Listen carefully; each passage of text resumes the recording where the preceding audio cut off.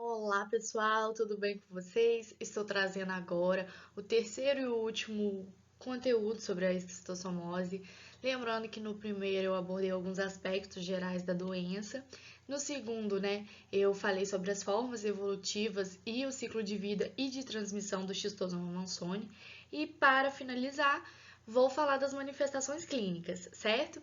E para quem não assistiu os vídeos anteriores, o link vai estar aqui na descrição, tá bom?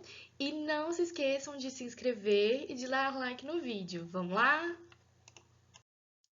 A esquistossomose, ela pode ser dividida em duas fases. A fase inicial, que é a forma aguda, e a fase tardia, que é a forma crônica. Vale lembrar que essa fase inicial, ela pode evoluir, tá bom? E aí nós temos aqui na fase inicial, na forma aguda, os indivíduos que eles podem ser assintomáticos ou sintomáticos. E na forma crônica, nós vamos ter 4 tipos de manifestações clínicas. São elas a forma assintomática, a forma hepatointestinal, a forma hepática, fibrose periportal sem esplenomegalia e forma hepatoesplênica, fibrose periportal com esplenomegalia, tá certo? E vale lembrar que na forma crônica, as manifestações clínicas elas vão depender do órgão que está sendo acometido. Dando início aí na forma aguda, nós temos a forma sintomática, que é caracterizada pela ausência de manifestações clínicas e por isso a doença pode passar despercebida. Ela geralmente é observada principalmente nos indivíduos que moram nas regiões endêmicas e também filhos de mães que são portadoras da esquistossomose.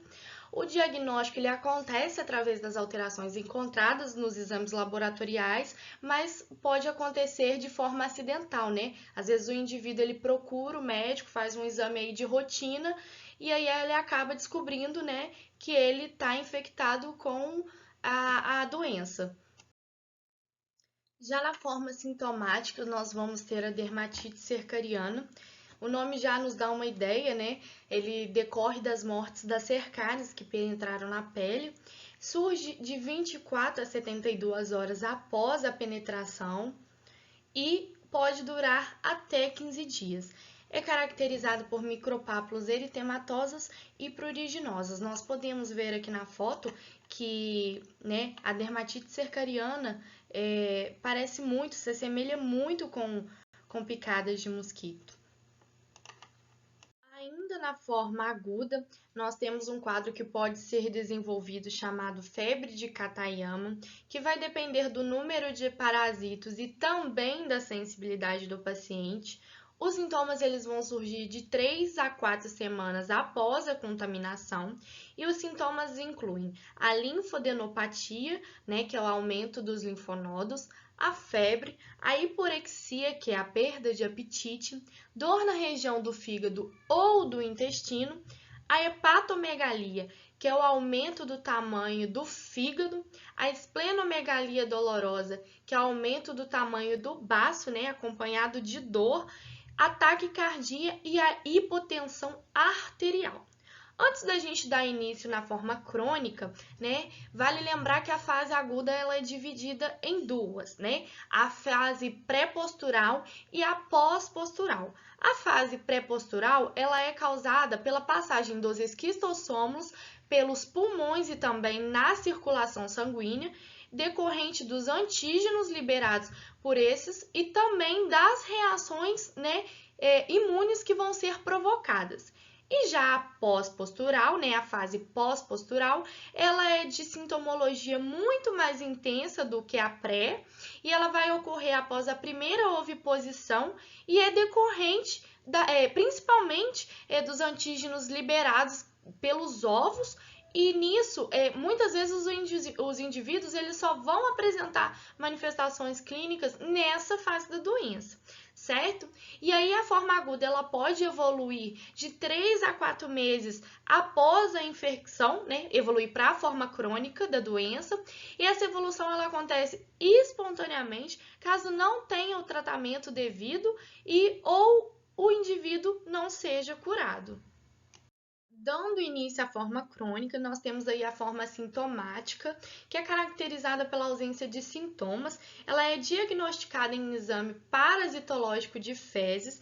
Acontece também por acaso, né? Às vezes a pessoa vai lá fazer um exame de rotina e aí consegue esse diagnóstico de que ela está com a esquistossomose.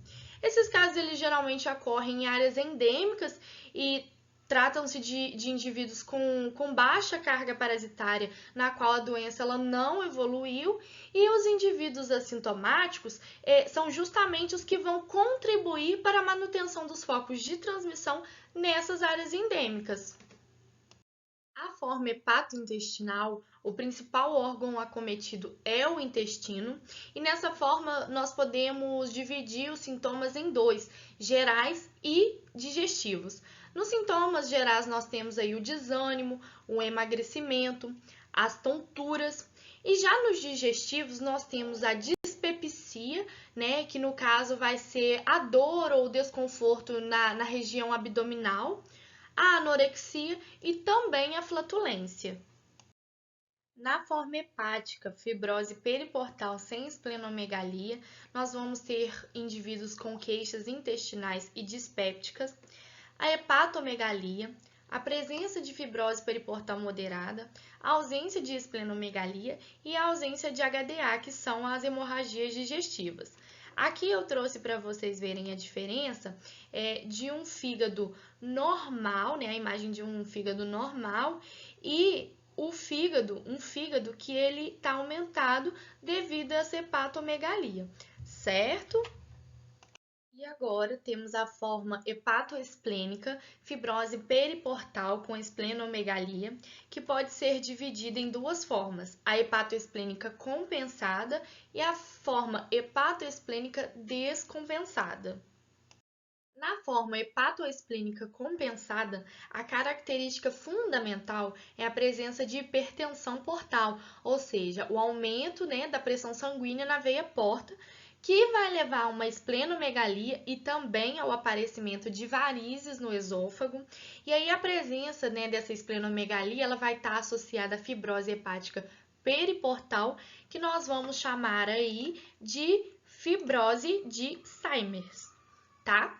E aí, o indivíduo, ele vai ter os sintomas aí com dores abdominais atípicas, alterações do hábito intestinal, desconforto no hipocôndrio, e a primeira manifestação da doença é a hemorragia digestiva. Lembrando que a hemorragia digestiva, ela também pode causar anemia.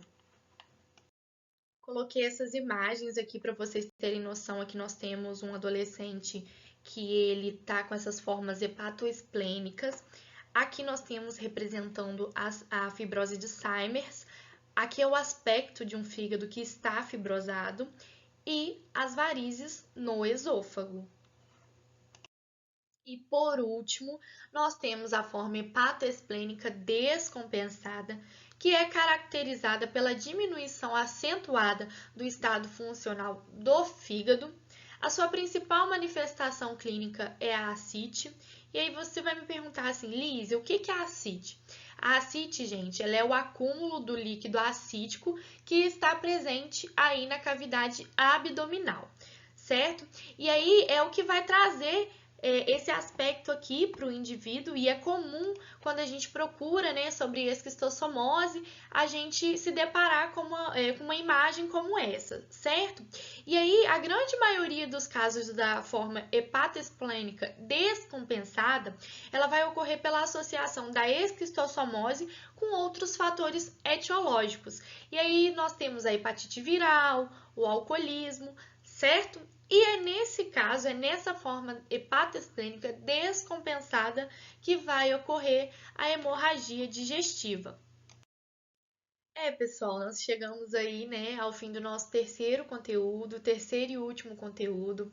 Eu espero que vocês tenham gostado, que vocês tenham entendido, tá bom? Eu vou deixar o link dos vídeos anteriores aqui na descrição. E é isso, pessoal. Um beijo, se cuidem, fiquem bem.